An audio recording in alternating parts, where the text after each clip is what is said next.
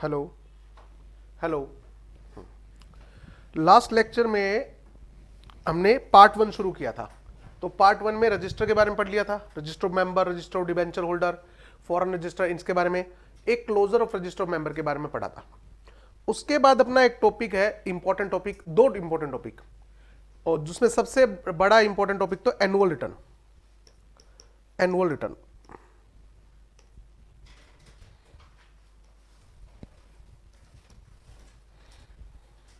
Section 92 है annual return का।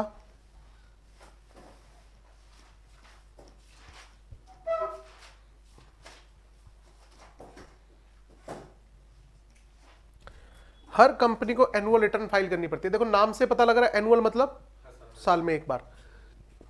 Annual return must be filed. हर कंपनी क्या करेगी? एनुअल रिटर्न फाइल करेगी। To be filed with ROC. किसके पास? आरओसी के पास। ठीक है, ओके। अच्छा, ये दो बातें, एक तो ये एनुअल रिटर्न कितने दिन में फाइल करनी है, और दूसरी बात ये एनुअल रिटर्न में जाती क्या क्या चीजें हैं। तो सबसे पहले ये जाएगी विद इन 60 डेज।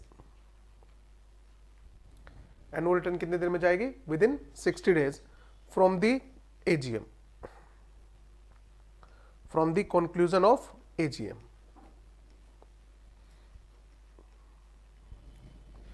ठीक है, तो जिस दिन तुम्हारी एजीएम कंक्लूड होगी उसके 60 डेज के अंदर अंदर एनुअल रिटर्न फाइल करनी होती है आरओसी के पास। ये होता है फॉर्म एमजीटी 7। एमजीटी 7, ठीक है। इसमें क्या क्या डिटेल जाती है? सबसे पहले आपकी कंपनी का नाम, रजिस्टर्ड ऑफिस और बिजनेस, डायरेक्टर कौन कौन है, एमडी कौन कौन है, इस साल में कितनी बोर्ड मीटिंग हुई, इस साल में एजीएम कब हुई, ईजीएम कब हुई। ये बेसिक डिटेल जो है वो उसमें जाती है। खासकर ये भी कि तुम्हारी कंपनी में इस साल कितनी पेनल्टीज लगी, ये इंफॉर्मेशन जाती है। और अगर तुम्हारी कंपनी ओपीसी है या तुम्हारी कंपनी एक स्मॉल कंपनी है तो फिर तुम्हारे लिए फॉर्म एमजीटी नहीं होगा, एमजीटी 7A होगा। MGT 7A। एमजीटी लेंदी होता है, 7A क्या होता है? एब्रिज्ड होता है। एब्रिज बोले तो समराइज्ड, एब्रिज्ड फॉर्म में होता है। ये वाली बात एमसीक्यू के लिए इंपॉर्टेंट है।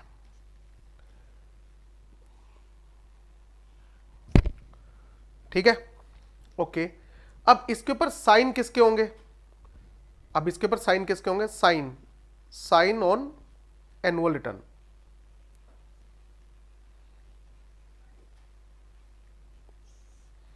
तो ऑब्वियस सी बात है डायरेक्टर के साइन तो होंगे। कंपनी के डायरेक्टर के साइन, कंपनी सेक्रेटरी का साइन भी होगा अगर कोई है तो, इफ एनी। और अगर ना हो तो कोई भी practicing CS, PCS, practicing CS, ठीक है। जैसे सीओ होता है ना, सीओपी होल्डर, उसी तरह सीएस जो प्रैक्टिस में होता है उसे बोलते हैं पीसीएस, प्रैक्टिसिंग कंपनी सेक्रेटरी। उसके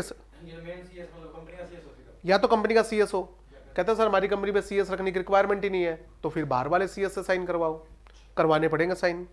उसके बाद जो रिक्वायरमेंट है वो क्या है? अगर आपकी कंपनी लिस्टेड कंपनी है, या आपकी कंपनी अगर अनलिस्टेड कंपनी है और कंपनी की पेड अप कैपिटल, आपकी कंपनी की पेड अप कैपिटल 10 करोड़ और मोर है, या फिर टर्नओवर 50 करोड़ और मोर है,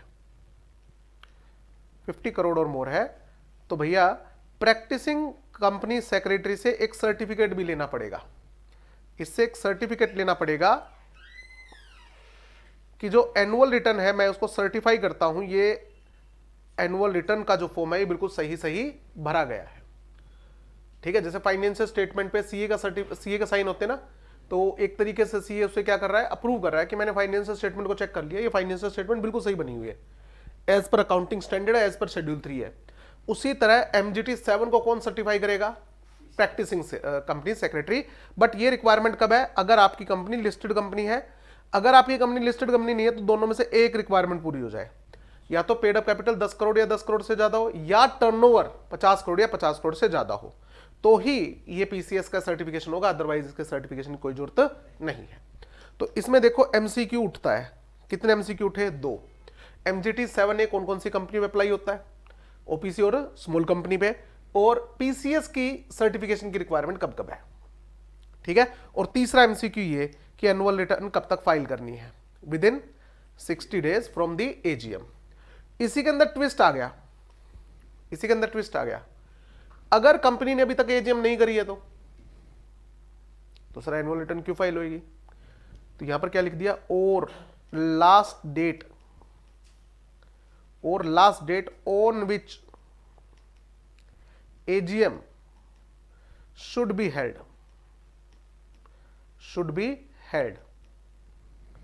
इससे बनता है तुम्हारा स्ट्रॉन्ग एमसीक्यू, ठीक है। अब इसमें क्वेश्चन क्या बनेगा कि एक कंपनी की एजीएम जो है वो लास्ट एजीएम जो वो इस तारीख तक हुई है। लिखो, एक करते हैं क्वेश्चन सोल्व, ये नोट हो गया ना। एक एग्जांपल सोल्व करके देखते हैं।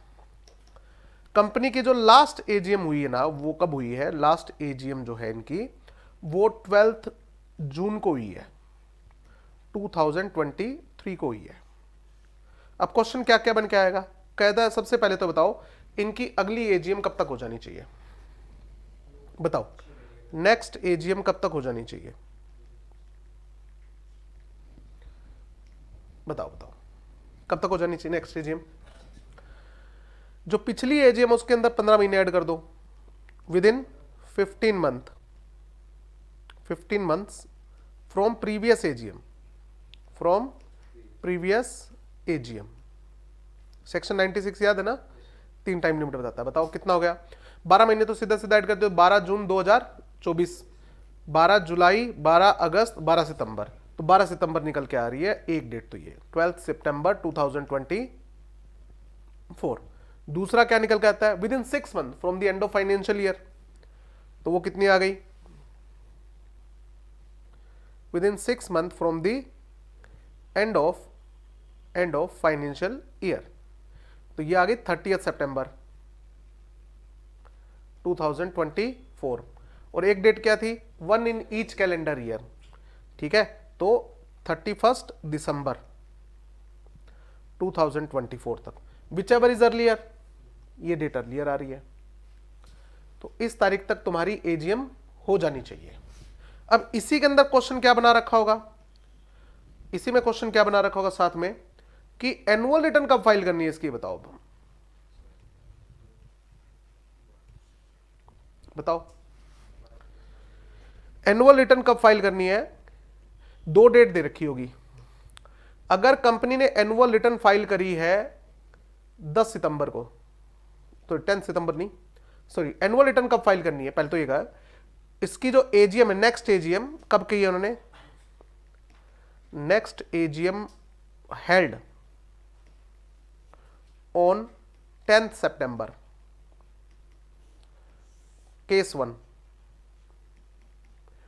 तो एनुअल रिटर्न कब तक जानी चाहिए बताओ। और केस 2, कंपनी ने अब तक कोई एनुअल नेक्स्ट एजीएम फाइल अभी तक करी नहीं है, हेल्ड ही नहीं गई। Next AGM not held till date. अब इस केस में एनुअल रिटर्न कब तक जाएगी? 2 पूछ रहे हैं भाई क्वेश्चन। ये 5 नंबर का क्वेश्चन बन के आएगा। पिछली एजीएम इस तारीख को ही है, सबसे पहला पार्ट बना होगा अगली एजीएम कब तक हो जानी चाहिए।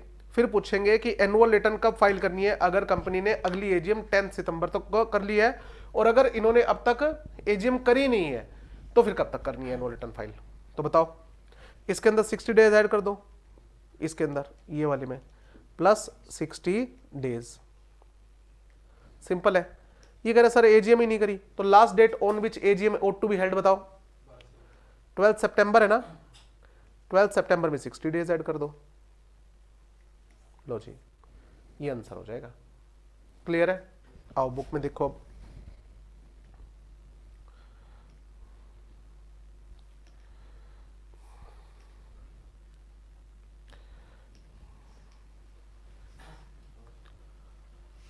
बुक में देखो। अब ये सेक्शन बहुत इंपॉर्टेंट है, प्रैक्टिकल क्वेश्चन के हिसाब से भी और एमसीक्यू के हिसाब से भी।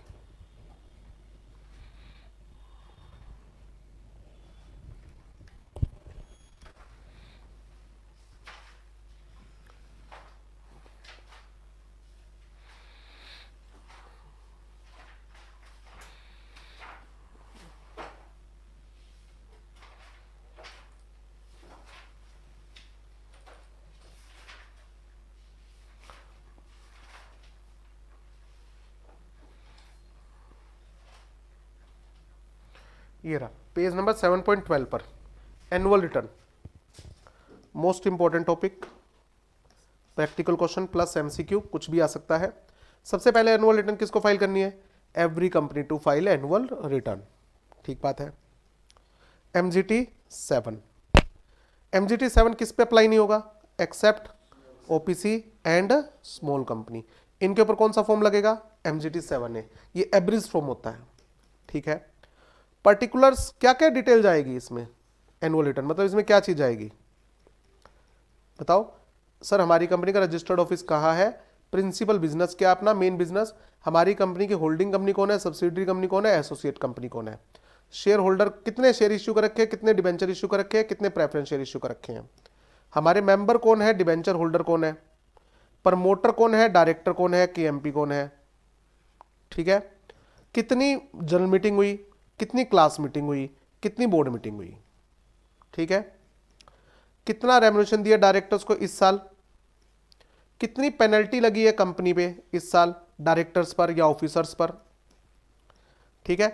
कंप्लायंस वगैरह की सर्टिफिकेशन जो अभी बताया था लिस्टेड कंपनी, और उसके ऊपर कोई भी ऐसी डिटेल जो आपको लगता है कि भाई गवर्नमेंट ने जो स्पेसिफाई कर रखी है, अदर मैटर, ये आएगा। Who shall sign the annual return, कौन साइन करेगा? डायरेक्टर करेगा सर, ठीक है, एंड कंपनी सेक्रेटरी। डायरेक्टर और कंपनी सेक्रेटरी नहीं है, डायरेक्टर एंड कंपनी सेक्रेटरी, मतलब डायरेक्टर तो करेगा ही करेगा, क्योंकि इसमें पर्टिकुलर किसके जा रहे हैं? डायरेक्टर के जा रहे हैं, तो डायरेक्टर तो साइन करेगा ही करेगा, कंपनी सेक्रेटरी करेगा। सर मेरी कंपनी में तो कंपनी सेक्रेटरी है ही नहीं, तो सेक्रेटरी इन प्रैक्टिस, पीसीएस बोलते हैं इसे, प्रैक्टिसिंग कंपनी सेक्रेटरी। और इसके बाद अगर मैं एक ओपीसी हूं या स्मॉल कंपनी हूं, तो एनुअल रिटर्न पे साइन किसके होंगे? कंपनी सेक्रेटरी के। और सर अगर कंपनी सेक्रेटरी नहीं है तो डायरेक्टर, मतलब यहां पर पीसीएस की रिक्वायरमेंट नहीं है, और दोनों में से एक बंदे का साइन होना चाहिए। यहां पर कितने साइन होने चाहिए? 2 साइन। यहां पर कितने साइन होने चाहिए? 2 साइन होने चाहिए, एक किसका? डायरेक्टर का, एंड दूसरा किसका? सीएस का या पीसीएस का, या तो कंपनी का सीएस हो, और अगर कंपनी का सीएस नहीं है तो पीसीएस से करवा लो। और ये कब है? एमजीटी 7 हो तो, ये कब है? जब एमजीटी 7 हो तो। और अगर एमजीटी 7A है तो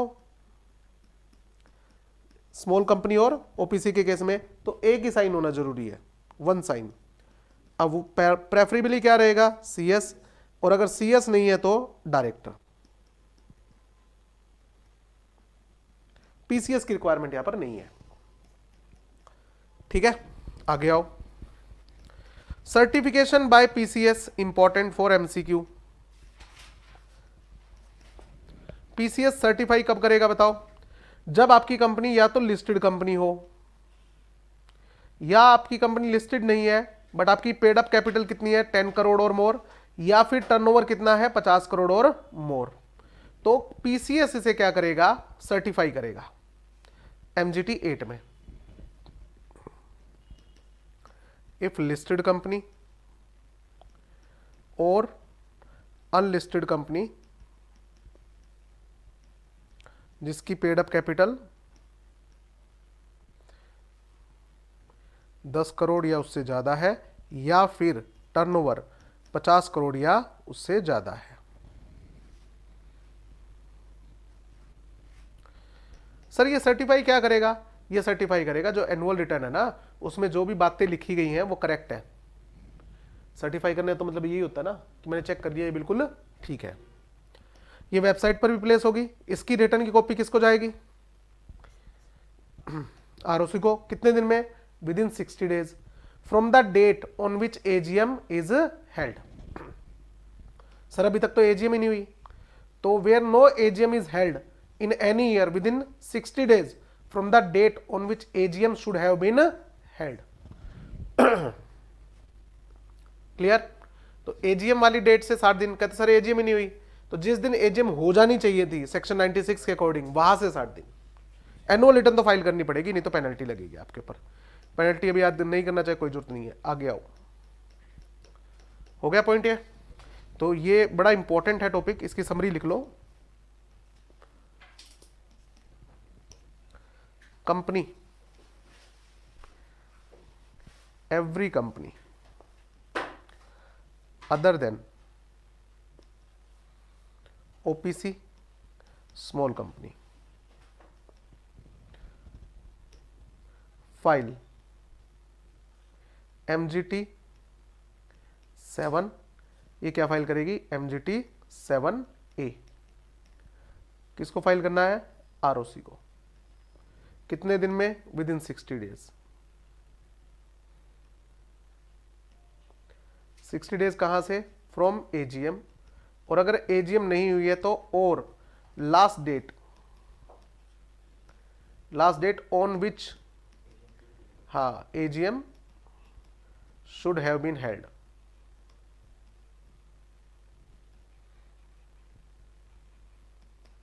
ये क्या डिटेल जाएगी इसमें? कंटेंट्स, कंपनी का रजिस्टर्ड ऑफिस, बिजनेस,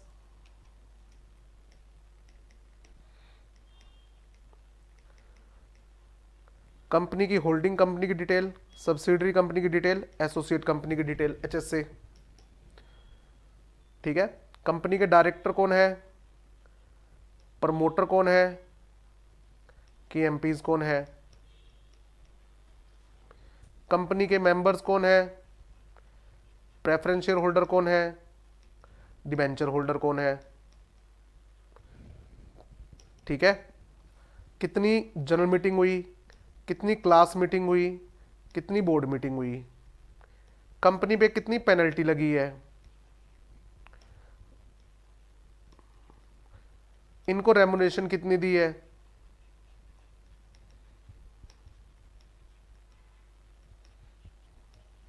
ये सब पॉइंट है, ये इसमें एनुअल रिटर्न में जाते हैं। ठीक है। एनुअल रिटर्न पे साइन कौन करेगा? साइंड बाय, अगर MGT 7 है या MGT 7A है, दो अलग अलग केस है। MGT 7A है तो साइन कौन करेगा? या तो डायरेक्टर या कंपनी सेक्रेटरी। ठीक है। MGT 7 है नॉर्मल कंपनी केस में, MGT 7A कौन सी कंपनी में लगेगा? Small company. और MGT 7A है तो एक डायरेक्टर तो साइन करेगा ही करेगा, डायरेक्टर का साइन तो होगा ही होगा, एंड कंपनी सेक्रेटरी। और कंपनी सेक्रेटरी नहीं है तो PCS। ठीक है। सर्टिफाई कब करवाना है इसको? Certified by PCS। ये कब करवाना है? इफ लिस्टेड कंपनी, अगर आपकी कंपनी लिस्टेड कंपनी हो, या फिर अनलिस्टेड कंपनी जिसकी पेड अप कैपिटल 10 करोड़ और मोर हो, या फिर जिसका टर्नओवर 50 करोड़ और मोर हो। दोनों में से एक भी रिक्वायरमेंट पूरी हो गई तो ये आपको सर्टिफिकेशन भी चाहिए। क्लियर?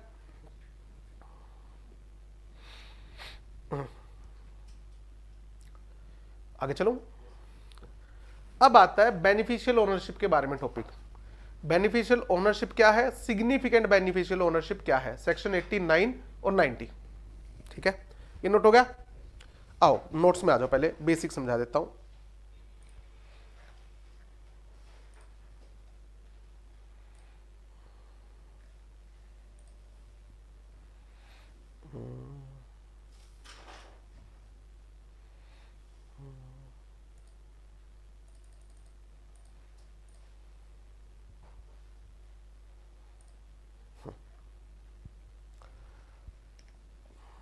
ध्यान से समझना पॉइंट को।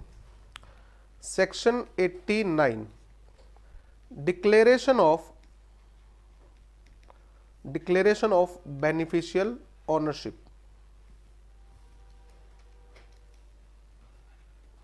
बेनिफिशियल ओनरशिप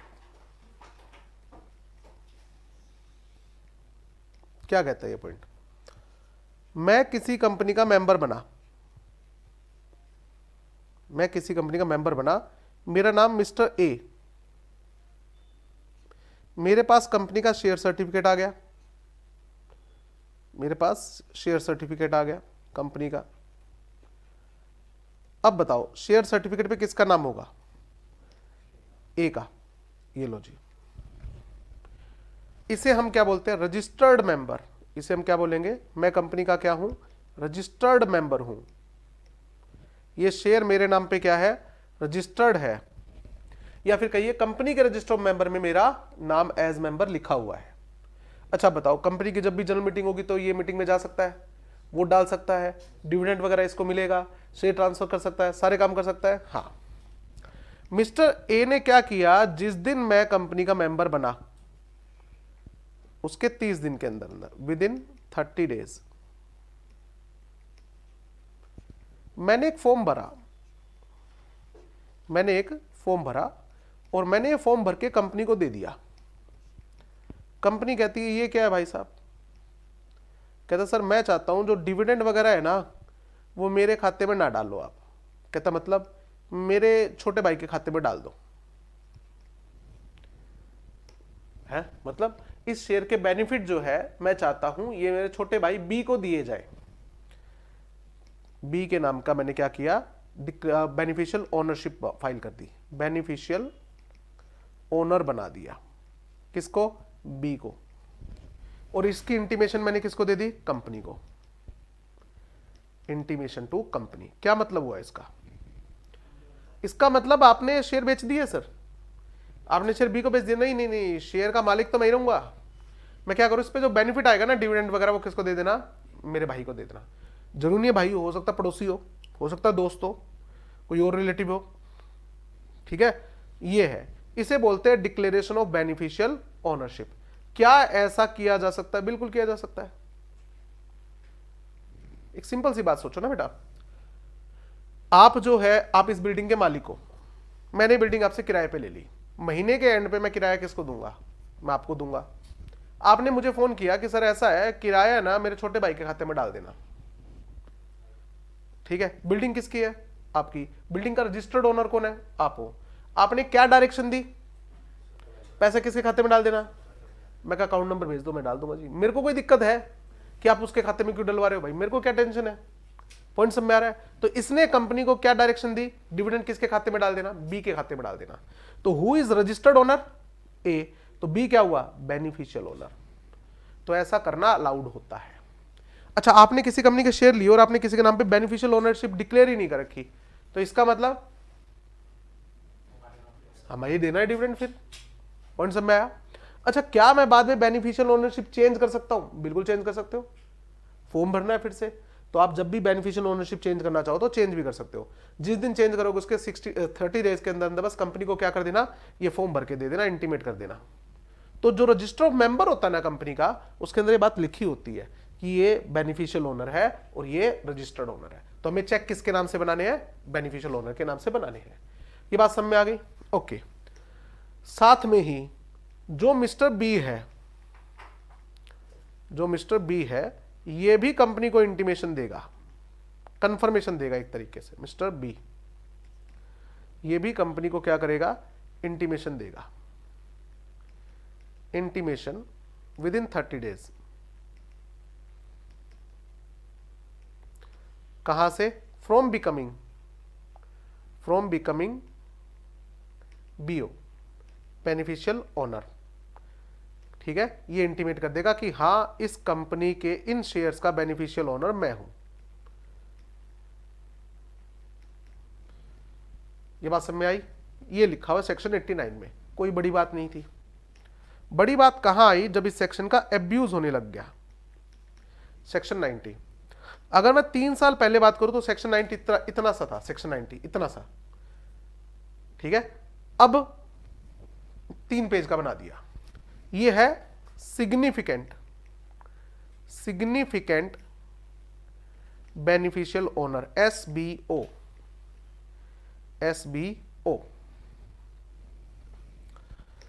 चलो अब समझिए, इस सेक्शन का थीम समझना पहले। ये एक बंदा है, इसके पास पैसे बहुत है। ठीक है, मिस्टर ए जो है इसके पास पैसे बहुत है, बट सारा पैसा कच्चे में है। ठीक है, तो अब मुझे बताओ क्या ये कंपनी को शेयर खरीद सकता है? खरीद तो सकता है, बट गवर्नमेंट की नजर में आ जाएगा। अगर आपने किसी कंपनी के शेयर खरीद लिए तो आप तो नजर में आ जाओगे गवर्नमेंट की। गवर्नमेंट की क्या बात, तुम तो रिटर्न फाइल कर रहे हो कि मैं कमाता साल के 8 लाख रुपए हूं, 50 लाख के तुमने शेयर ले रखे हैं, इसका मतलब कुछ गड़बड़ है बॉस। तो ये कहता है कि मैं क्या करूं, मैं दुनिया से बचते हुए रहना चाहता हूं। तो फिर एक काम करता है, ये दिमाग लगाता है कि मैं पैसा किसको दे देता हूं, अपने कुछ नोन बंदों को दे देता हूं, अपने कुछ नोन बंदों को दे देता हूं, चाचा ताऊ कजन कुजन कोई भी, मेरे नौकर, मेरे एम्प्लॉय जो कंपनी में काम करते हैं, मैंने उनको बुलाया, मिस्टर बी को बुलाया और मिस्टर सी को बुलाया, और मैंने कहा ये पकड़ो पैसे कैश, क्या सर क्या करना है, अपने खाते में डाल लो, या मैं तुम्हें क्या दिखा रहा हूं, मैं तुम्हें क्या दे रहा हूं, सैलरी दे रहा हूं, तुम्हारे खाते में फालतू आ गए पैसे, अब तुम इससे कंपनी के शेयर खरीद लो, परचेज दी शेयर्स ऑफ, जैसे एग्जांपल रिलायंस इंडस्ट्री लिमिटेड के शेयर खरीद लो। कहते जी मालिक जैसा आप कहो, ठीक है, आपने हमें पैसा दिया है किस लिए, कि इस कंपनी के शेयर परचेज कर लो, कर लिया, कोई दिक्कत इसमें? ओके, और इन कंपनी के शेयर, अब रजिस्टर्ड ओनर कौन हो गए, आप हो गए रजिस्टर्ड ओनर, दुनिया की नजर में मालिक कौन है, तुम लोग हो, बट इसकी बेनिफिशियल ओनरशिप है ना, तुम मेरे नाम पे डिक्लेयर कर देना, declare beneficial ownership in the name of A. अब गवर्नमेंट कहेगी कि आपके खाते में डिविडेंड आ रहा है, क्या क्या करूं सर, प्यार ही बहुत करते लोग मुझसे, उन्होंने मेरे को क्या बना रखा है, बेनिफिशियल ओनर बना रखा है, उनको क्या पता पैसे मैंने दे रखे हैं। ऐसे सपोज करो मैं 50-60 बंदों को दे दूं पैसे, उन 50-60 बंदों को कहूंगा शेयर खरीदो उस कंपनी को और बेनिफिशियल ओनर मुझे डिक्लेयर कर देना, बन गई बात। तो ये तो गलत हरकत होगी।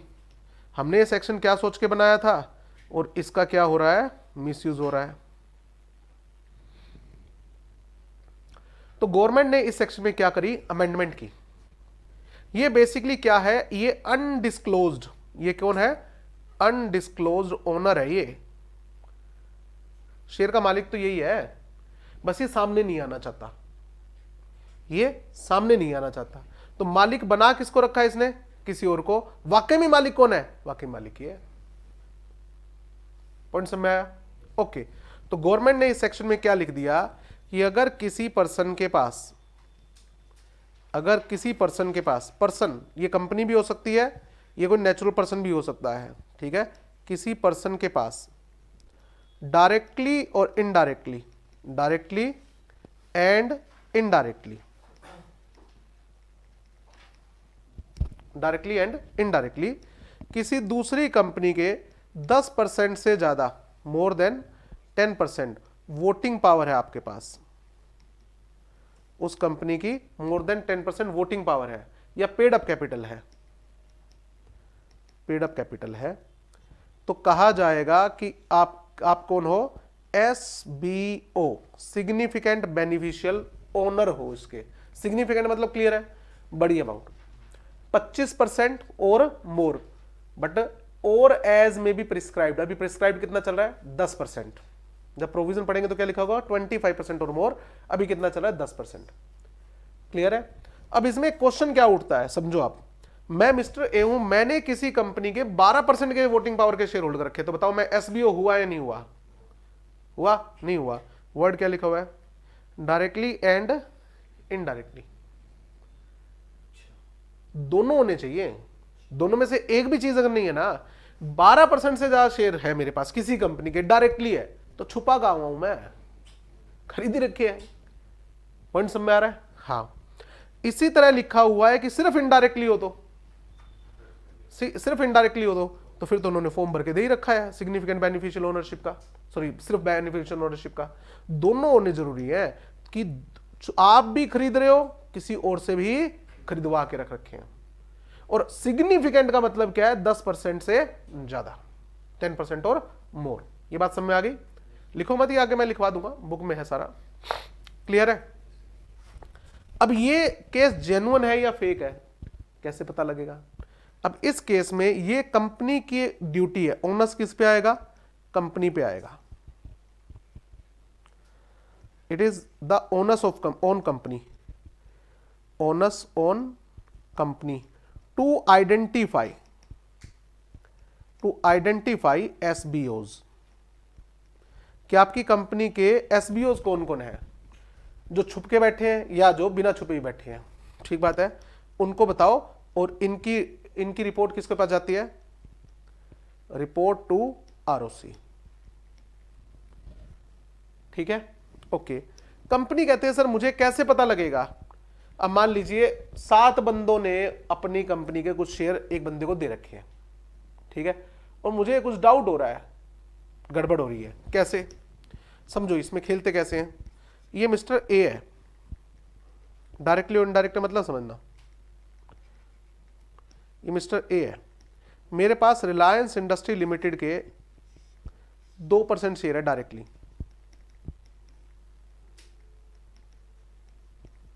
डायरेक्ट होल्डिंग, बताओ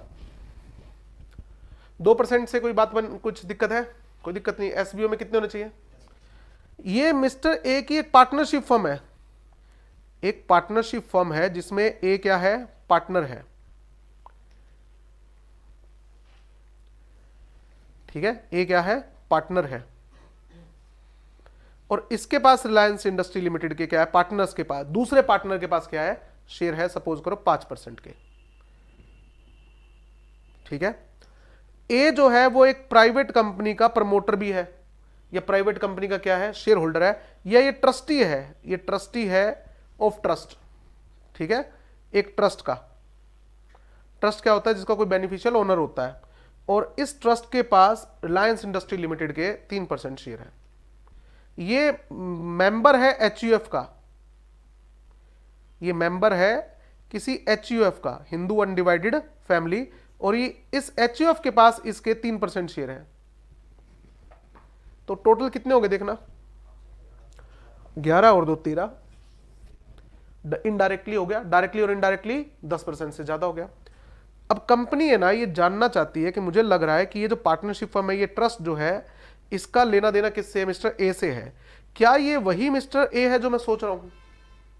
अब मुझे बताओ बेटा, एक ट्रस्ट ने कंपनी के शेयर खरीद रखे हैं, मैं पूछ रहा हूं आपके ट्रस्टी कौन कौन है, तो उन्होंने ट्रस्टी का नाम बता दिया, ठीक है, उसमें नाम आया मिस्टर ए का, मैं कह रहा हूं ये मिस्टर ए वही है क्या जिन्होंने डायरेक्टली भी मेरी कंपनी के शेयर होल्ड कर रखे हैं।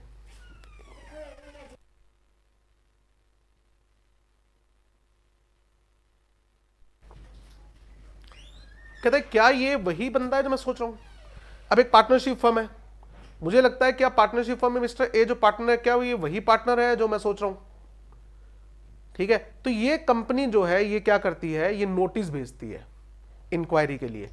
कंपनी जो है वो कंफ्यूज्ड है कि एक बंदा मेरा एसबीओ है या नहीं है, वो तो अनडिस्क्लोज्ड है, वो तो छुपा हुआ है।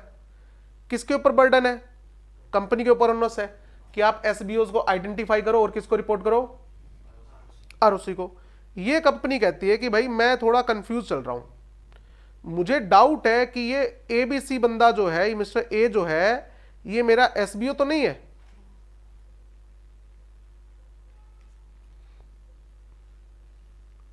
कहीं ये मेरा एसबीओ तो नहीं है, सिग्निफिकेंट बेनिफिशियल ओनर तो नहीं है। कहता सर ये आपको जानना पड़ेगा। मैं कैसे जानूं, इसको लेटर ऑफ इंक्वायरी भेजो, इसको क्या भेजो, नोटिस भेजो, ये जानने के लिए। फॉर एग्जांपल आप कौन कौन सी ट्रस्ट के अंदर ट्रस्टी हो, आप कौन कौन सी पार्टनरशिप फर्म में पार्टनर हो। अगर ये खुद लिख के दे देगा मैं इस पार्टनरशिप फर्म में पार्टनर हूं, तो पता लग गया, ठीक बात है। मैंने इसको नोटिस भेज दिया, नोटिस के 60 डेज के अंदर अंदर, विद इन 60 डेज ए का क्या आना चाहिए, रिस्पॉन्स आना चाहिए, रिस्पॉन्स ऑफ ए आना चाहिए, ठीक है। 30 डेज में आएगा, सॉरी विद इन 30 डेज क्या आना चाहिए, मिस्टर ए का रिस्पॉन्स आना चाहिए। दो बातें, इसका रिस्पॉन्स आ गया, क्या ये सेटिस्फैक्ट्री है, क्या ये सेटिस्फैक्ट्री है, हाँ ना। सर उसका रिस्पॉन्स सेटिस्फैक्ट्री है, ओके है। वो रिस्पॉन्स नहीं दे रहा, या वो उसका रिस्पॉन्स सेटिस्फैक्ट्री नहीं है, अब गड़बड़ और ज्यादा है। भैया मैं इसको लेटर भेज रहा हूं, ये रिप्लाई नहीं कर रहा। अब इस केस में कंपनी किसको अपील करेगी? Company may file an appeal, may file an appeal to NCLT.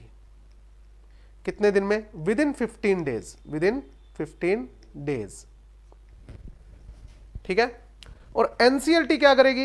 NCLT notice भेजेगी। अब किसको नोटिस, यानी कि अपॉर्चुनिटी ऑफ बीइंग हर्ड किसको भेजेगी?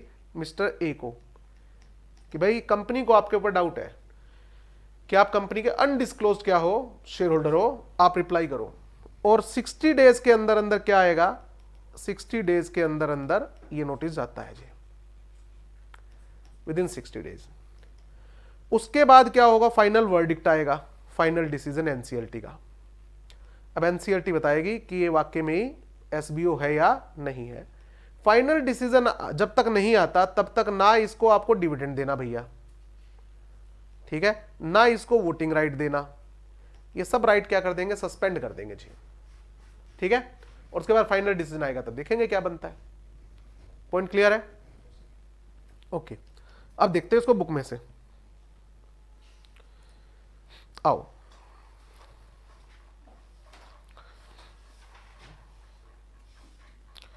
दो बना रखे हैं, सेक्शन 89 और 90। बहुत 89 तो बहुत सिंपल सेक्शन है। Declaration in respect of beneficial interest in any share.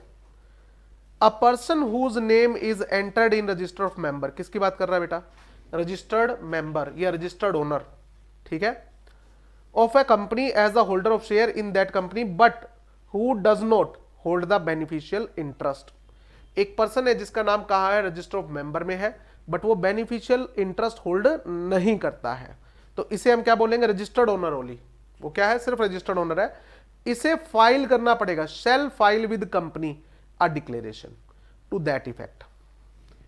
इस बारे में, इफेक्ट मतलब इस बारे में आपको एक डिक्लेरेशन फाइल करनी पड़ेगी कंपनी को, स्पेसिफाइंग द नेम। आपको नाम बताना पड़ेगा उस बंदे का जो बेनिफिशियल ऑन इंटरेस्ट होल्ड करता है।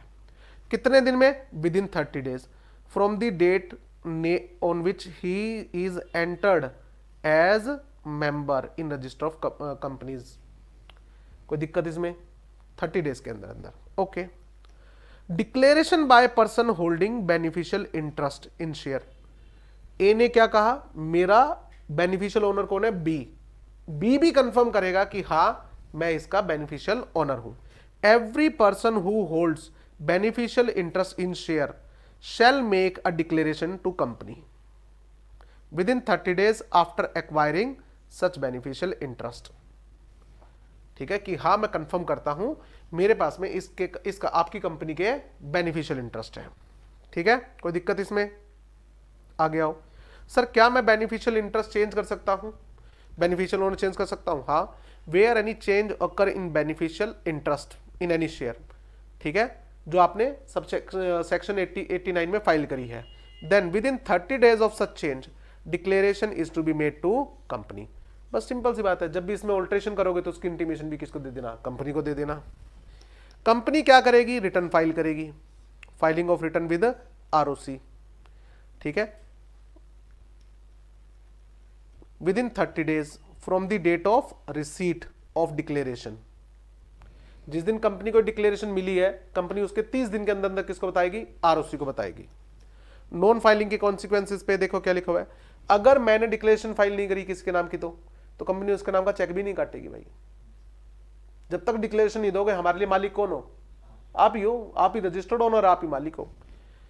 Where declaration is not filed by the beneficial owner, then any right with respect to such share shall not be enforceable by the beneficial owner or by the person claiming through him।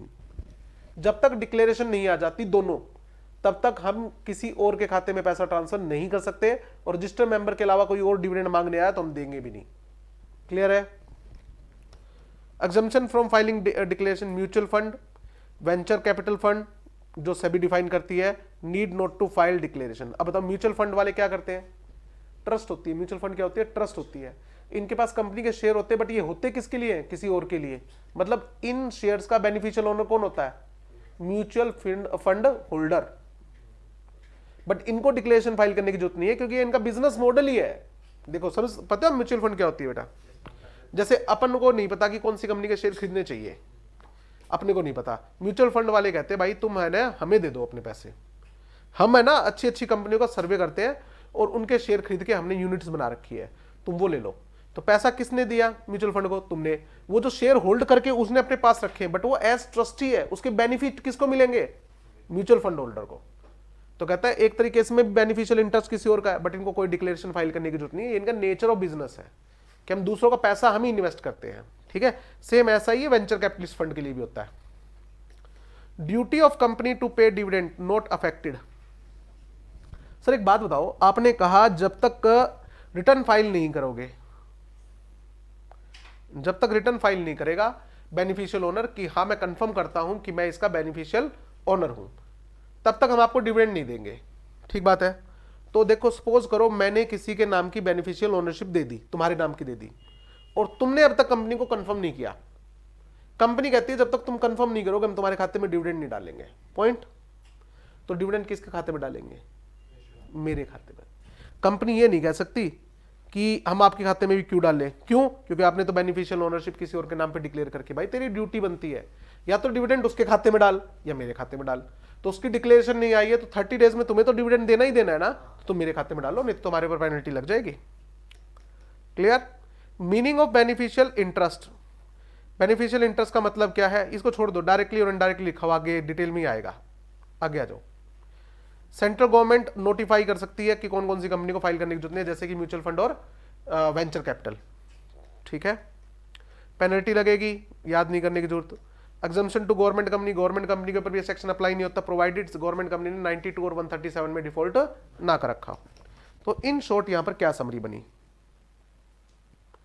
Summary, ये mister A है, ये registered owner है। कौन है? Registered owner. तो ये क्या करेंगे? एक डिक्लेरेशन फाइल करेंगे कंपनी के पास। डिक्लेरेशन किसके पास फाइल करेंगे? कंपनी के पास।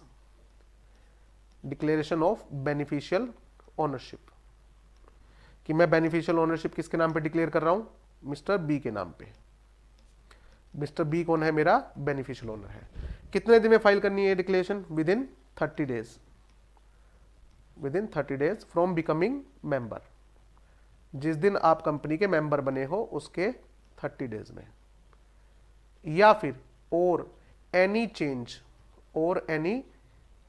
इन बीओ, या जिस दिन आपने बेनिफिशियल ओनरशिप में कोई चेंज किया है उसके 30 डेज के अंदर अंदर आपको ये इंटीमेशन किसको देनी पड़ेगी?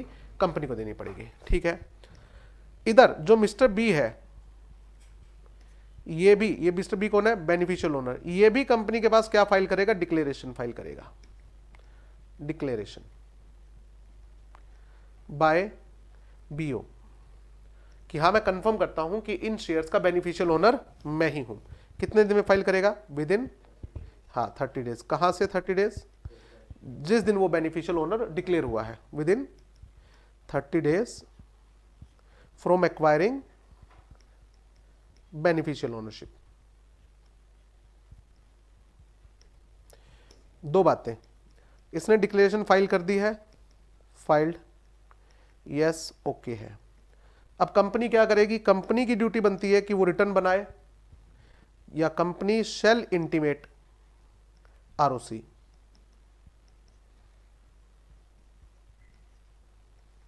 With in 30 days.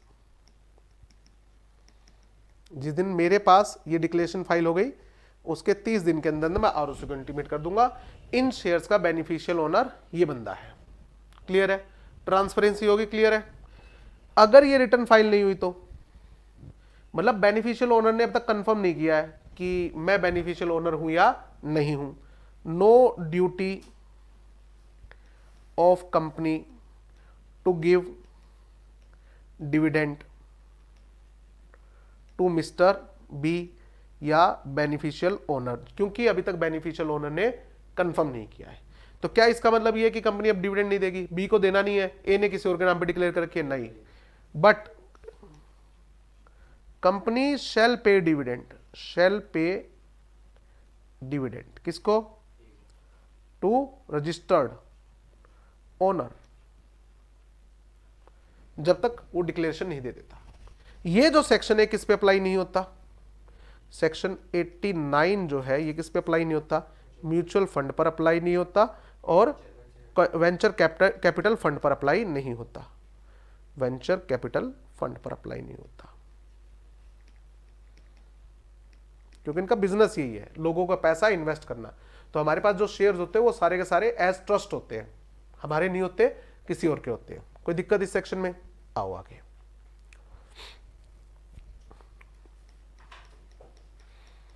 Disclosure of interest, disclosure of interest, significant beneficial owner. सबसे पहले तो डेफिनेशन, किसको सिग्निफिकेंट बेनिफिशियल ओनर बोला जाएगा? एसबीओ मतलब सिग्निफिकेंट बेनिफिशियल ओनर। ये कोई इंडिविजुअल है, ये कोई इंडिविजुअल है हु ईदर अलोन और टुगेदर विद अदर इंडिविजुअल और trust exercise right or entitlement in reporting company. Reporting company मतलब जिस कंपनी को आरओसी को इंटीमेशन देनी है कि हमारी कंपनी का बेनिफिशियल ओनर या सिग्निफिकेंट बेनिफिशियल ओनर कौन है। रिपोर्टिंग मतलब जो रिपोर्ट करेगी, ठीक है ना। By way of holding 10% share, आपके पास 10% शेयर है या फिर 10% वोटिंग राइट है या फिर कहिए 10% राइट टू रिसीव डिविडेंड है। एक ही बात है कि 10% शेयर होने चाहिए आपके पास, ठीक है। बोथ डायरेक्ट एंड इनडायरेक्ट, ठीक है, इनडायरेक्ट एंड डायरेक्ट। देखो वर्ड क्या लिखा हुआ है, एंड, दोनों होने चाहिए, ठीक बात है। उसके बाद में क्या लिखा हुआ है, इन शॉर्ट और राइट टेकन टुगेदर और such individual exercise significant influence और कंट्रोल इनडायरेक्टली और along with direct holding in the reporting company. या आपका उस कंपनी के ऊपर क्या है, सिग्निफिकेंट इन्फ्लुएंस है। या तो 10% से ज्यादा क्या है बताओ, 10% या 10% से ज्यादा वोटिंग पावर या पेड अप कैपिटल या डिविडेंड, या फिर आपके पास क्या है, सिग्निफिकेंट इन्फ्लुएंस है। कहते हैं ये सिग्निफिकेंट इन्फ्लुएंस क्या होता है भाई? कहते समझो सिग्निफिकेंट इन्फ्लुएंस का मतलब क्या है। पहले ये डिफाइन नहीं होता था पुराने कंपनी एक्ट में, अब दिखा रखा है। Significant influence means the power to participate directly or indirectly in the financial and operating policy decision of the reporting company but is not control or joint control of this policy. मैं company की जो operating policy है और financial policy जो है, इनके अंदर क्या कर सकता हूं, पार्टिसिपेट कर सकता हूं, ठीक है। वोटिंग राइट होने पे तो पार्टिसिपेट कर सकते हो, ठीक बात है। मेजोरिटी स्टेक का मतलब क्या है, मोर देन 50%। तो सर ये तो प्रमोटर वाली बात नहीं है बेटा, मेजोरिटी स्टेक 50% से ज्यादा होता है। यहां पर क्या लिखा हुआ है, सिग्निफिकेंट बेनिफिशियल ओनरशिप वो 10% की है। मेजोरिटी में और सिग्निफिकेंट में फर्क है। मेजोरिटी का मतलब 50% से ज्यादा और सिग्निफिकेंट का मतलब 10% या 10% से ज्यादा, ठीक बात है ना। तो मेजोरिटी स्टेक कब कहा जाएगा, जब आपके पास more than 1/2 of equity share हो, या फिर मोर देन 1/2 आपके पास क्या हो, वोटिंग पावर हो, या फिर आपके पास मोर देन 1/2 क्या हो, डिविडेंड रिसीव करने का राइट हो। आगे बात समझ में। 50% से ज्यादा क्या है, पेड अप कैपिटल है, इक्विटी या वोटिंग है या डिविडेंड है। और 10% या 10% से ज्यादा हो तो significant. Clear. Direct and indirect, दोनों डायरेक्ट एंड इनडायरेक्ट। देखो क्या लिखा हुआ है, when the individual hold any right or entitlement directly in reporting company. किसी इंडिविजुअल का दूसरी कंपनी में डायरेक्ट होल्डिंग है, होल्डिंग कंपनी ने सब्सिडरी कंपनी के 60% शेयर ले रखे हैं, तो इसका मतलब होल्डिंग कंपनी सब्सिडरी कंपनी की सिग्निफिकेंट बेनिफिशियल ओनर हो गई। तो डायरेक्ट ले रखे भाई, इनडायरेक्ट थोड़ी ले रखे हैं। तो दिख ही रहा है मैं ही हूं। तो डायरेक्ट, सिर्फ डायरेक्ट होना एसबीओ में नहीं आता, डायरेक्ट एंड इनडायरेक्ट दोनों होने चाहिए। देखो क्या लिखा हुआ आगे, the said individual shall not be considered as SBO. क्यों? क्योंकि सिर्फ डायरेक्ट होल्डिंग है। Only direct holding, only direct holding कभी भी एसबीओ की डेफिनेशन में नहीं आती, इज नॉट एसबीओ। इनडायरेक्ट भी होनी चाहिए भाई। अच्छा, an individual will be considered, individual will be considered to hold a right or entitlement directly in the relevant company if he satisfy any of the following criteria कहा जाएगा आपकी direct holding है। ठीक है, कब? जब वो जो शेयर्स है वो किसके नाम पे है, held in the name of such individual. Share मेरे नाम पे भाई, मैं ही रजिस्टर्ड ओनर हूं और मैं ही बेनिफिशियल ओनर हूं, तो फिर छुपा क्या रखा है मैंने तो कुछ नहीं छुपा रखा। Individual hold beneficial interest in the share of the relevant company. ठीक है, और मैं कौन हूं, बेनिफिशियल ओनर हूं। मैं कौन हूं, बेनिफिशियल ओनर हूं। 89 सबसेक्शन 2 में कौन होता है, बेनिफिशियल ओनर। 89 सबसेक्शन 1 में कौन था, जो बेनिफिशियल रजिस्टर्ड ओनर। ठीक है, वो जो बेनिफिशियल ओनरशिप डिक्लेयर कर रहा है किसी और के नाम पे। मैं तो हूं ही बेनिफिशियल, यानी कि मैं क्या हूं, इनडायरेक्ट। इनडायरेक्ट वाले का नाम तो वैसे ही आया हुआ है, छुपा क्या रखा है। अगर मैंने कह दिया मेरा बेनिफिशियल ओनर वो है भाई, और आपके पास सिर्फ वही शेयर है और इसके अलावा कोई शेयर नहीं है, तो फिर तो आप तो डिस्क्लोज्ड हो ही। ठीक बात है ना, छुपा क्या रखा है। Indirect share holding is when the share holder is a body corporate, Hindu undivided family, partnership firm और ट्रस्ट और पूल्ड इन्वेस्टमेंट व्हीकल, एक ही बात है।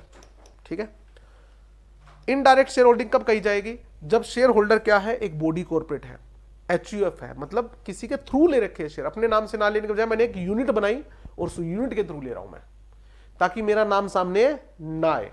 ओके, ओनस किस पे रहेगा, कंपनी पे। It is the duty of company, reporting company, to identify SBO. ठीक है, और उनको कहो कि वो डिक्लेरेशन फाइल करे। ठीक है, कि तुम डिक्लेरेशन फाइल करो भैया। ओके, अब देखो, अब समझो आप, तो मेरे घर में 17 बंदे हैं बेटा। ठीक है, और मैं अच्छे खासे कमाता हूं मान लो, बट मैं चाहता हूं गवर्नमेंट की नजर में ना आऊं, तो मैंने अपने पैसों के 16 टुकड़े और कर दिए और मैंने अपनी फैमिली वालों के खाते में डाल दिए ये पैसे, और मैंने कह दिया रिलायंस इंडस्ट्री के शेयर ले लो। सबने ले लिए, और मैंने क्या बना रखी है, एक एचयूएफ बना रखी है। तो जो भी शेयर आएगा वो किसके खाते में आ गया, एचयूएफ के खाते में आ गया। एचयूएफ का कर्ता कौन है, मैं हूं। तो मैंने रिलायंस इंडस्ट्री लिमिटेड के क्या कर रखे हैं, इनडायरेक्टली शेयर ले रखे हैं। नहीं समझ में आया, मेरा नाम होता तो क्या होता, देखो मैंने अपने नाम पे ले रखे हैं, कोई चक्कर ही नहीं है। आपने लेके मेरे नाम पे बेनिफिशियल ओनरशिप डिक्लेयर कर रखी है, तो कंपनी के रिकॉर्ड में कौन है, आप रजिस्टर्ड ओनर हो, मेरा नाम आ गया ना। मेरा नाम कंपनी के रिकॉर्ड में कब आएगा, जब मैं रजिस्टर्ड ओनर हूं या मैं बेनिफिशियल ओनर हूं। अब इस केस में देखो एचयूएफ का कर्ता कौन है, मैं हूं। ठीक है, तो कंपनी के रिकॉर्ड्स में नाम किसका आ रहा है, एचयूएफ का आ रहा है। ठीक है, मेरा नाम नहीं आ रहा, जबकि इसका ये सारा पैसा कंपनी में मैंने लगवाया है। ठीक है, ये सारा कंट्रोल मैं कर रहा हूं। तो कंपनी कह रही मुझे ऐसा लग रहा है सर, ये आप है ना छुपा रहे हो अपने आप को, ये पैसे सारे आपके ही हैं। ठीक है, तो कंपनी क्या करेगी, कंपनी की ड्यूटी है कि मुझे आइडेंटिफाई करे और मुझे मजबूर करे कि आप एक डिक्लेरेशन फाइल करो, आप हमारी कंपनी के एसबीओ छुप क्यों रहे हो, छुप क्यों रहे हो आप सामने आओ। आपको एक डिक्लेरेशन देनी पड़ेगी कि yes I am the SBO of the company. ठीक है, देखो आगे क्या लिखा हुआ है, every reporting company shall give notice to any person whom the company knows or has reasonable cause to believe A that he is a significant beneficial owner, और उसके पास नॉलेज है कि कंपनी का सिग्निफिकेंट बेनिफिशियल ओनर कौन है। या तो आप सिग्निफिकेंट बेनिफिशियल ओनर हो, मैं आपको नोटिस भेजूंगा, या मुझे लगता है कि इसके पास नॉलेज है कि who is a significant beneficial owner. ठीक है, आगे, या फिर to have a significant beneficial owner at any time during three preceding financial year। या तो आज आप क्या हो, बेनिफिशियल ओनर हो, या आप पिछले 3 साल में कंपनी के बेनिफिशियल ओनर रहे थे। ठीक है, okay. According to section 90 of the company act with amendment, every company shall maintain a register of SBO. हर कंपनी को एसबीओ का एक रजिस्टर मेंटेन करना पड़ेगा, और ये ओपन होना चाहिए for inspection during business hour. ठीक है, okay. Any member of the company on the payment of fees as may be specified, ठीक है, वो इसे क्या कर सकते हैं, इंस्पेक्ट कर सकते हैं। यहां तक समझ में आया कुछ, समझिए। बहुत सी कंपनी ऐसी होती है, अब मान लो कोई क्रिमिनल बंदा है बेटा, कोई क्रिमिनल बंदा है जिसके ऊपर क्रिमिनल केस चल रहे हैं, किसी के ऊपर ईडी का केस चल रहा है। ठीक है, अब उसे पता है कि अगर ईडी को यह पता लग गया कि मेरी कौन कौन सी कंपनी में शेयर्स है, तो जाके उन शेयर्स को क्या कर लेगा, जब्त कर लेगा। उनको बेच के पैसे रिकवर कर लेगा। तो मैं ये नहीं चाहता कि मेरी प्रॉपर्टी मेरे नाम पे दिखे, मैं ये नहीं चाहता कि मेरी प्रॉपर्टी मेरे नाम पे दिखे। तो मैंने अलग अलग बंदों के नाम से क्या कर रखी है, वो प्रॉपर्टी खरीद रखी है अलग अलग बंदों के नाम से। अब वो बंदा अगर मुझे एसबीओ बना दे तो मैं गवर्नमेंट की नजर में आ गया, क्योंकि मेरे खाते में पैसा आएगा। मैं कहता हूं ना ना तुम मुझे एसबीओ डिक्लेयर मत करो, खाते तुम ही रखो, शेयर तुम रखो, तुम्हारे खाते में पैसे आएंगे, तुम्हारे खाते में से निकाल के दे दो। कंपनी एक दिन कंफ्यूज बैठी थी कि यार मैंने नोट किया कि 15-16 बंदों का घर का एड्रेस एक ही है। 15-16 बंदों का घर का एड्रेस क्या है, एक ही है, और सबके पास अच्छी खासी अमाउंट के शेयर्स है। तो कंपनी कह रही है मुझे डाउट हो रहा है कि इस घर का जो मेन ओनर है, जो गौरव बंसल है, वो एसबीओ है, उसने पैसे दिए हैं। ये जो बाकी 16 बंदे ने शेयर होल्डर नहीं है, शेयर होल्डर कौन है, गौरव बंसल, बट उसने अपना नाम सामने ना आए इसलिए ऐसा गेम खेल रखा है।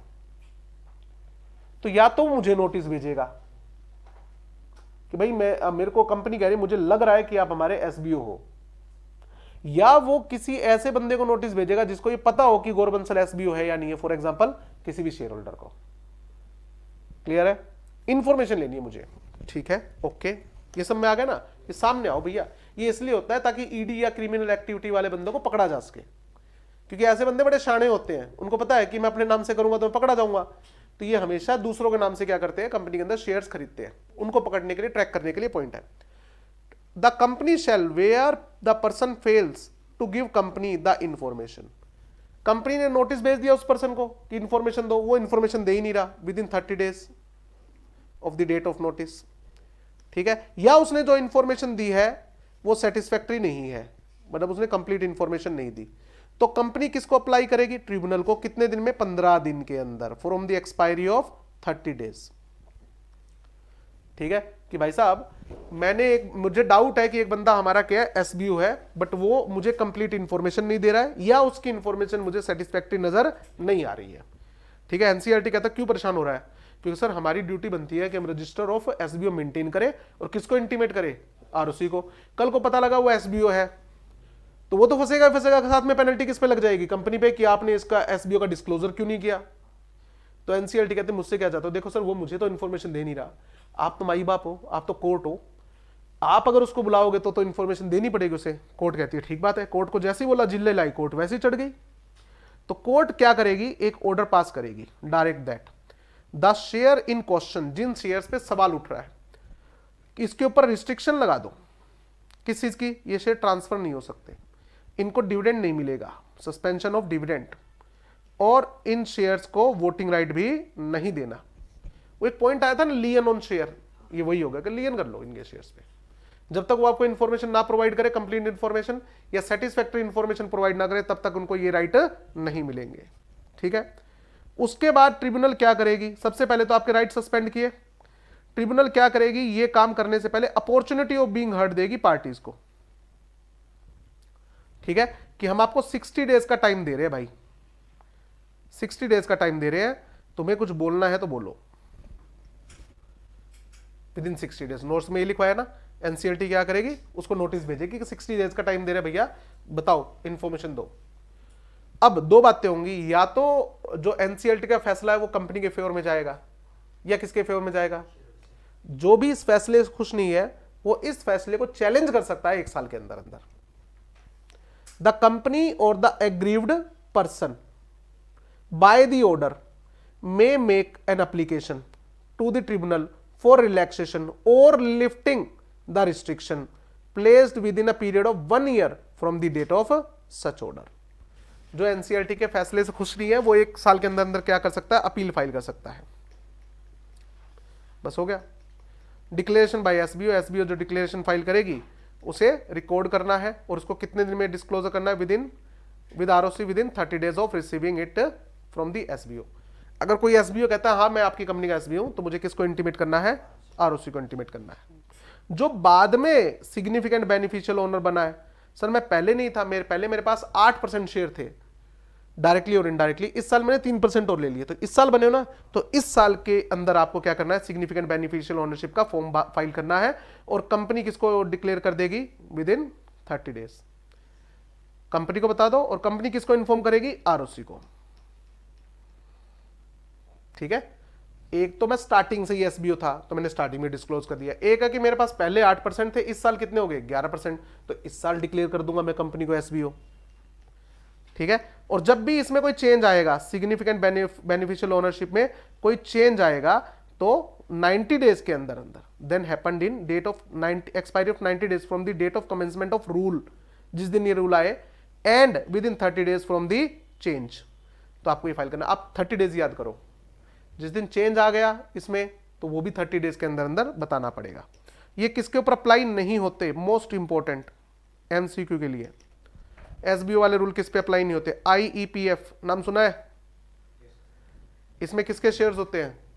गवर्नमेंट का अकाउंट है ये, तो शेयर किसके पास है? गवर्नमेंट के पास। शेयर है किसके? दूसरे लोगों के, तो इनको फाइल करने की जरूरत नहीं है, ये तो इनका फंक्शन है। ठीक है ना। दूसरा, होल्डिंग कंपनी, भैया हमने तो शेयर डायरेक्ट ले रखे हैं। सेंट्रल गवर्नमेंट, स्टेट गवर्नमेंट, ये बताओ क्या ये किसी कंपनी के शेयर ले सकती है? हाँ ले सकती है, तो भाई हमें डिस्क्लोज करने की जरूरत नहीं है। उसके बाद में कोई company, body, corporate controlled by और होली और पार्टली बाय सेंट्रल गवर्नमेंट, किसकी बात कर रहा है? गवर्नमेंट कंपनीज ही। ठीक है, गवर्नमेंट कंपनीज। ठीक है, mutual fund, alternative investment fund etcetera, ये सब, ये तो इनका बिजनेस ही है ये sir. Investment vehicle regulated by RBI, insurance company etcetera. RBI ने जिसको ऑथराइज कर रखा है लोगों को पैसा इन्वेस्ट करने के लिए, तो उनको भी, उनके ऊपर भी रूल अप्लाई नहीं होता। पेनल्टी याद नहीं करनी है आपको, ये भी पेनल्टी भी याद नहीं करनी है। गवर्नमेंट कंपनी पे ये रूल अप्लाई नहीं होता, प्रोवाइडेड उन्हें 92 और 137 में कोई डिफॉल्ट ना कर रखा हो। क्लियर है जी? तो क्या बनी समरी? कंपनी को डाउट है, कंपनी को डाउट है किसी बंदे पे कि ये जो बंदा है ये हमारा एसबीओ है, बट ये हमें इंफॉर्मेशन दे नहीं रहा, ये हमारा एसबीओ है, अनडिस्क्लोज्ड, अनडिस्क्लोज्ड एसबीओ है। तो कंपनी क्या करेगी? इसको नोटिस भेजेगी, नोटिस टू ऑब्टेन इंफॉर्मेशन। दो बातें होंगी, या तो ये 30 डेज में इंफॉर्मेशन देगा, विद इन 30 डेज, या तो ये इंफॉर्मेशन देगा या ये इंफॉर्मेशन नहीं देगा। इंफॉर्मेशन नहीं दी, इंफॉर्मेशन दी है, दो बातें, क्या ये इंफॉर्मेशन कंपनी के लिए सेटिस्फैक्ट्री है? हाँ ना, नहीं है तो यहां पर आ जाओ। सेटिस्फैक्ट्री है सर, पता लगा ये एसबीओ है, एसबीओ कंफर्म। सर ये एसबीओ नहीं है, एसबीओ नहीं है तो क्या है? आपको लगा, आपने क्वेश्चन पूछ लिया, वो एसबीओ नहीं है। सर एसबीओ है तो इसका क्या मेंटेन करो? Register, maintain register of SBO, उसका नाम वहां पर डालो, और किसको इंटीमेट करो? Intimation to ROC. कितने दिन में? Within 30 days, within 30 days. जिस दिन आपको इंफॉर्मेशन मिली कि ये हमारा एसबीओ है, हमने आरओसी को इन्फॉर्म कर दिया। क्लियर? सर उसने इंफॉर्मेशन ही नहीं दी, या उसने जो इंफॉर्मेशन दी है उससे मैं सेटिस्फाइड नहीं हूं, तो यहां पर कंपनी क्या करेगी? कंपनी अपील फाइल करेगी, किसके पास? एनसीएलटी के पास। कितने दिन में? Within 15 days. ये एप्लीकेशन फाइल करेगी। एनसीएलटी कहती है मेरे से क्या करना, मेरे से क्या चाहते हो? बैन लगा दो सर आप उसके ऊपर, कि जब तक वो मेरे को सारी इंफॉर्मेशन प्रोवाइड ना करे तब तक उसके ऊपर क्या लगा दो? बैन लगा दो। तो एनसीएलटी क्या करेगी? With in 60 days, within 60 days, within 60 days वो आपको क्या करेगी? अपॉर्चुनिटी ऑफ बीइंग हर्ड देगी, और ऐसे अनडिस्क्लोज्ड, अनडिस्क्लोज्ड एसबीओ को नोटिस भेजेगी, तो इंफॉर्मेशन के लिए कि लाओ भैया इंफॉर्मेशन दो, और ये आपके ऊपर क्या लगा देंगे? बैन लगा देंगे कि आप डिविडेंड, आपको डिविडेंड नहीं मिलेगा, आप ट्रांसफर नहीं कर सकते जब तक कंप्लीट इंफॉर्मेशन नहीं हो जाती। जो भी एग्रीव्ड होगा वो 1 साल के अंदर अंदर क्या कर सकता है? फर्दर अपील भी फाइल कर सकता है। इतनी बात लिखी हुई है। ठीक है बेटा, लो जी ये चैप्टर भी खत्म अपना।